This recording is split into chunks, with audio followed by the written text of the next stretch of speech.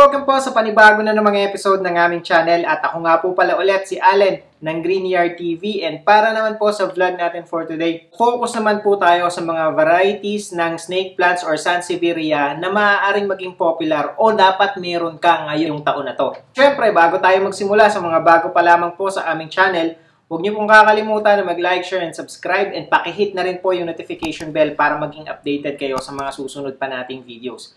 Please also visit and support na rin po yung aming Facebook and Instagram page, Greenyard PH po. At sa mga gustong bumisita sa aming garden na andito lang po sa screen yung aming complete address. Ito na nga, simulan na natin ang ating listahan ng mga varieties ng snake plants na dapat or must have. At unahin na natin sa ating listahan yung pinakakakaiba sa listahan natin na naandito ngayon. So, ito yung tinatawag natin na coppertone snake plants or kilala rin sa tawag na Sansevieria kirkii. Pagdating dito sa Sansevieria coppertone, doon pa lamang malalaman mo na kagad kung bakit coppertone yung ipinangalan dito sa snake plant na to. Kasi tingnan nyo naman, very unique talaga yung itsura ng halaman na to o ng snake plants na to. Isa to sa may pinakakakaibang kulay ng snake plants na maaari kang magkaroon. Tanda ko pa ito, talagang lumabas lang to or nakita ko lang nakita lang namin ito noong nag-pandemic. Labasan yung mga iba't ibang varieties ng iba't ibang klase ng halaman, kasama na dyan yung mga Sansevieria and ito yung isa sa pinaka lumabas din dati. And yun nga, dahil sa sobrang unique ng itsura nitong coppertone na to, naging popular siya at naman naging mabenta na hanggang ngayon is hanapin pa rin ng mga tao sa mga garden center. Isa pang kakaiba dito ay pa-spread out yung kanyang mga dahon. Hindi siya katulad ba nung ating mga common na mga Laurentii, yung mga golden na Sansevieria natin na upright lamang yung position ng dahon niya. Ito, pagka nagkaroon siya ng mga panibagong dahon, nag-i-spread out siya. At saka mas matigas ang bawat dahon nito kung i-compare natin doon. Hindi rin siya yung basta sasabihin mong palapad lamang as you can see dito sa video natin. Itong mga kirkii or itong coppertone na to ay lumalaki to, ang max height nito ay nasa 4 feet. Pero kadalasan is na may maintain lang niya or nare-reach niya is yung 3 feet. And kung halimbawa medyo maliit yung space na paglalagyan ninyo, is hindi siya advisable dahil mas malaki yung kakainin niyang space dahil nga hindi upright yung position ng pagsibol o ng pagkapal or paglago nitong mga coppertone. Pero gayon pa man, isa to sa pinaka-unique at hindi mo masasabing rare dahil madali lang din namang hanapin itong coppertone. Yun nga, isa sa pinaka-unique na Sansevieria ito, lalo na pagdating sa kulay at texture niya. Normal sa kanya yung kulay na ganyan So, hindi ibig sabihin nito natutuyo yung Sansevieria ninyo. Baka mamaya ang maging cause pa ng pagkamatay ng mga coppertone is overwatering dahil aakalain mo talagang natutuyo siya at kulang sa dilig. So, ganito talaga ang itsura niyan. And pagka naman hinipo mo siya, is matigas siya, firm siya, hindi siya yung sasabihin mong nanlalagas or natutuyo talaga. Ito ay napakatibay din, pwede mo din siyang ilagay sa direct sunlight or kahit sa no light at all na mga areas or lugar ng bahay mo, magta-thrive itong mga snake plants na to, itong coppertone na ito. Ang susunod naman sa ating listahan, tinatawag naman natin na whale fin or mas kilala rin sa tawag na Mason's Congo. Pagdating dito sa snake plants na to, if you are looking for a snake plant na malaki at yung gusto niyo talagang lumalaki, ito yung isa sa pinaka maire-recommend natin sa inyo. Dahil ito, tumataas ang mga whale fin ng hanggang 4 feet at pwedeng lumapad ang bawat piraso ng dahon nito ng more than 1 foot. So, ganung kalapad yung pwedeng ilaki ng mga whale fin nyo. And magugulat ka dito kasi itong mga snake plants na to, itong mga whale fin na to, kapag ka meron ka itong juvenile o yung maliliit, hindi mo i-expect na makakapagpalapad siya or lalaki siya ng ganun dahil nagsisimula siya sa sobrang liit din talaga At isa pa, isa to sa tingin ko fast growing na Sansevieria na maaari kang magkaroon. Mabilis lang kumapal, mabilis lang lumaki yung bawat dahon nito. Mabilis din siyang magkaroon ng mga panibagong dahon. Kaya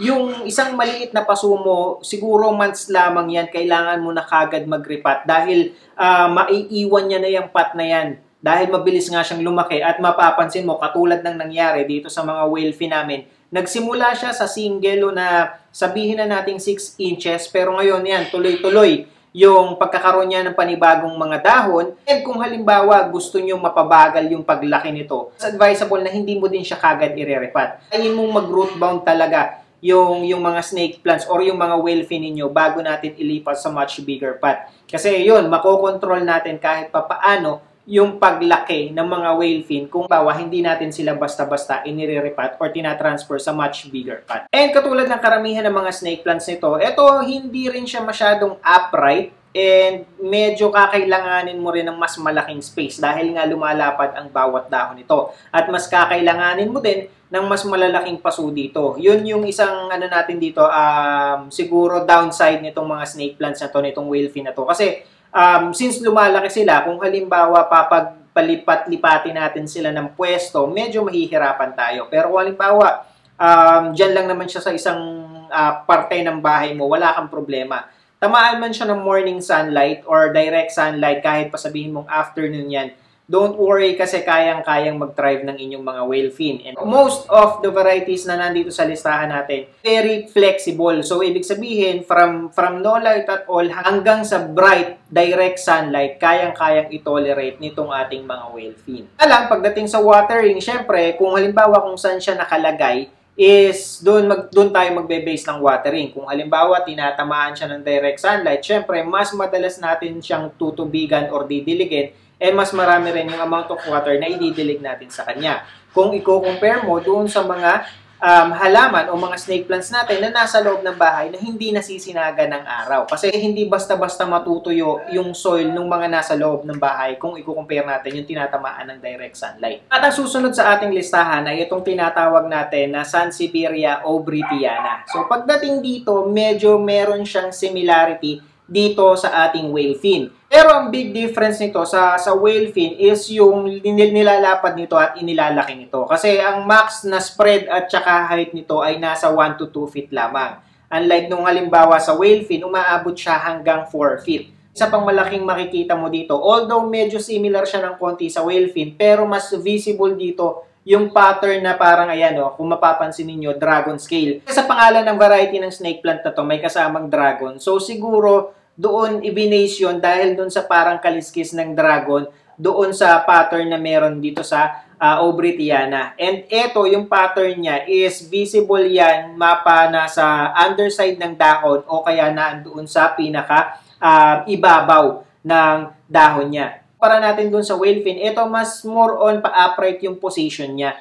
And medyo may pagka-ovate yung shape ng bawat dahon niya. Hindi siya yung basta katulad ng mga common natin na snake plants na palapad lamang siya. Isa lang yung sukat, isa lang yung lapad ng dahon niya. Ito kasi parang magsisimula siya sa makipot and then lalapad sa middle. And then habang ikaw ay papunta sa top, medyo nagiging ulit siya, pointed ulit. So ganito tong ating obritiana. Ito medyo marami yung nalilito. Kasi akalain mo na itong obritiana ay parang baby or juvenile na whale fin. Ang susunod naman sa ating listahan ay yung tinatawag naman natin na Sansevieria moonshine. Pagdating dito sa Sansevieria moonshine, ito yung isa sa pinaka plain and simple na Sansevieria na pwede tayong magkaroon para sa akin. Kasi ito, ang kulay ng dahon niya, kita nyo naman, makikita nyo naman dito sa video natin na plain lamang siya, walang kahit na anong pattern. Pero yung medyo may pagka-silver niya na kulay na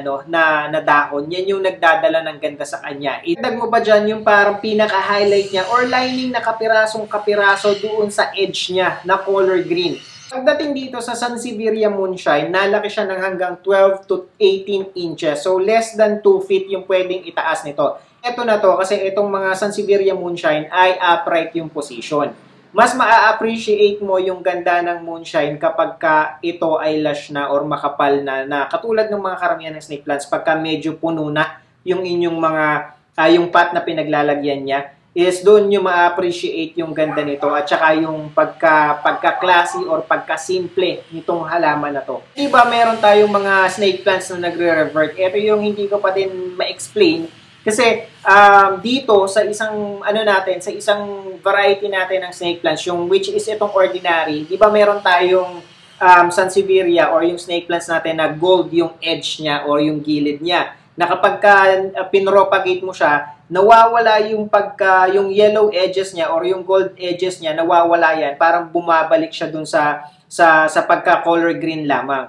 Pero itong isang to, Katulad nitong nakikita nyo dito sa video, meron siyang lumabas na moonshine. So, walang kahit na anong patterns. Makikita nyo naman na dito talaga siya galing. So, makipapapansin nyo na walang kahit na anong, walang kahit na anong patterns yan. Yan yung sumibol na panibagong baby dito sa snake plants na to. So, maaaring dito rin nanggaling or dito rin nagmula itong mga Sansevieria moonshine. Kaya lang, hindi na siya naulit Parang once lang nagkaroon ng ganitong mutation dito sa natin, sa snake plants na meron dito sa bahay. Ang susunod naman sa ating listahan ay ito namang tinatawag na Blue Sansevieria. So ito dito sa Blue Sansevieria, medyo may pagka-bonsai type siya, pero iba pa rin po siya sa bonsai. Ang una sa lahat, yung texture ng dahon niya, makapal din siya, pero medyo curve yung yung loob ng dahon niya. Mas matitigas yung bawat dahon nito. And ayan, makikita nyo na same siya ng bonsai. Sumisibol yung panibagong dahon niya doon sa pinakagitna na portion ng halaman. Ang puno siya na nagkakaroon ng mga panibagong dahon. Pagkatapos, every time na may sisibol na panibagong dahon sa gitna, magi-spread out yan unti-unti. Kaya medyo kakailanganin mo ng mas malaking space, palapad dito sa mga halaman na to. Aabot to ng around siguro kulang-kulang 2 feet yung pwedeng i-spread nitong bawat dahon ng inyong Sansevieria Blue. Kaya yun, medyo mas malaki yung kakainin nating space. Pero palapad lang siya. Kasi isang lang siya. Hindi siya yung sasabihin mong all over the place yung pag-spread out niya. Hindi. Hindi naman siya ganon. And kapag ito ay nagkaroon ng panibagong baby, sibol siya ng isang parang panibagong puno na magiging ganito ding kalapad. At ang susunod naman sa ating listahan, kung meron tayong Sansevieria Blue, meron din tayong tinatawag na Sansevieria Blue Q. Pagdating dito, ito para siyang hybrid na snake plants. And ito parang hindi na ako masyadong nakakakita nito ngayon And kaya kapag meron ka nito, parang napakaganda nitong ipang-display. Para siyang isang maliit na halaman o na snake plants, hindi siya masyadong lumalapad So ito, hindi siya takaw space. Ayaw siya sa pagdating sa Sansevieria Blue kasi itong Blue Q para siyang nagpapatong-patong na halaman na different yung pattern niya. Parang alternate hanggang sa tumaas siya ng tumaas. Ito palang natatry mag-propagate nitong Blue Q na ito dahil siguro katulad ito ng karamihan ng mga dwarf snake plants na kung saan ay may sisibol siyang panibagong katulad niya na mas maliit para magkaroon ulit ng panibagong ganito. Kadalasan kasi mga dwarf snake plants, ganun yung ganun yung pagsibol nila o ganun yung paglaki nila. Panibagong puno, hindi katulad nitong mga snake plants natin na common, ordinary, na palapad lang ng palapad or may lalabas lang na panibagong palapad na dahon dito sa bawat palibot niya. So ito, isang buong ganito ulit yung kailangan mong palakihin. Ito may pagka-slow grower siya, kaya tamang-tama siya kung halimbawa maliit yung space na paglalagyan mo o kaya ilalagay mo siya sa mga computer table mo. Ito yung isa sa pinakamaganda. O kaya may maliit kang lamisita or planter box dyan na pwede mong paglagyan ito or pag-displayan. Ito yung isang perfect na variety ng snake plant na maaari mong makuha. And syempre, hindi naman pwedeng mawala sa listahan natin itong bonsai. Pagdating dito sa bonsai, ayan, nakikita nyo naman, yung bonsai natin dito nagkaroon na ng baby. Ever since, iniripat natin siya isang beses dahil itin-transfer natin siya dito sa lalagyan na to para lang at least maging mas presentable yung snake plant na to dahil iba yung pinaglalagyan niya before parang disposable lang. So ito, nilagay natin siya sa plastic na pot.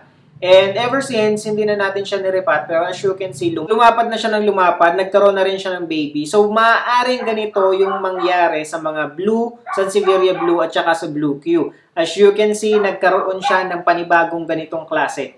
Hindi yung sasabihin mo, although kumakapal at lumalago, nagkakaroon ng panibagong dahon, yung inyong bonsai, I think titigil din siya sa pagkakaroon ng panibagong dahon siguro may limit lamang yung paglabas ng bagong dahon dun sa gitna. Siyempre, di ba, pagka puno na yan, so siguro doon na, kaya nagkaroon na siya ng panibagong baby. Dahil yun na yun, ito na yung matured version ng bonsai. Kaya yan. Sa tingin ko, may ilalaki pa tong ating bonsai dahil ayan naman, kita nyo naman na medyo alangan na sa kanya yung paso niya. And hindi pa nga natin siya na-i-repat. Siguro mga 2 years na to dito sa natin sa pot na pinaglalagyan niya. Actually, hindi na nga to juvenile na bonsai dahil ang laki na rin kung tutuusin.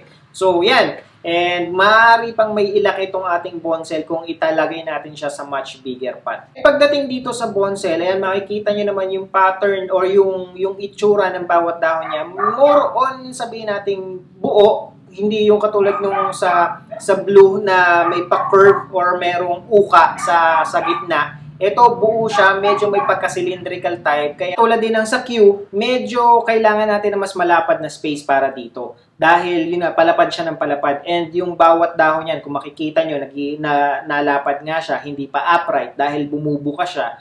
More than 1 foot yung pwedeng ilaki or ihaba. And sa tingin ko, meron pa itong mas ihahaba. At ang susunod sa ating listahan, ito yung isa sa pinaka-paborito din natin na snake plant ngayon. Ito yung Sansevieria bacularis. Ito ay very underrated na halaman o na variety ng Sansevieria. Pero ito ay isa sa pinaka-popular, isa din sa pinakamadaling hanapin, at isa din sa pinakamadaling alagaan. So may mga variety rin kasi ng snake plant na minsan hindi mo masyadong maintindihan, yung madaling malusaw, may mga ganun eh. Pero dito sa bonsai, nako, eto, kita nyo naman, tuloy-tuloy ka lang sa pagkakaroon ng panibagong dahon na sumisibol dito. Mapamaliit man yan na bacularis or yung medyo malaki na yung bilhin mo. Katulad nito, meron tayong small na size nito at meron tayong large. Actually, meron pang mas malaki dito na available na nabibili ngayon eh.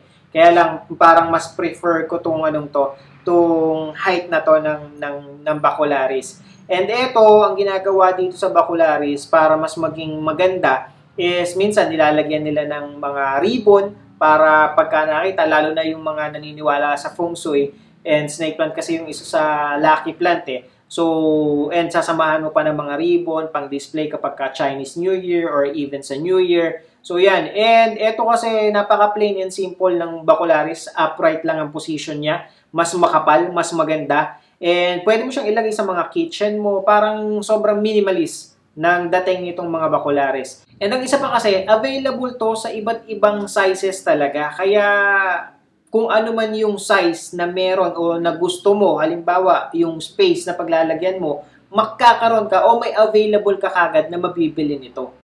So, yun lamang po, and I hope nakatulong at nag-enjoy kayo sa panonood ng video na to. And again, sa mga bago pa lamang po sa aming channel, huwag niyo pong kakalimutan na mag-like, share, and subscribe. And pakihit na rin po yung notification bell para maging updated kayo sa mga susunod pa naming videos.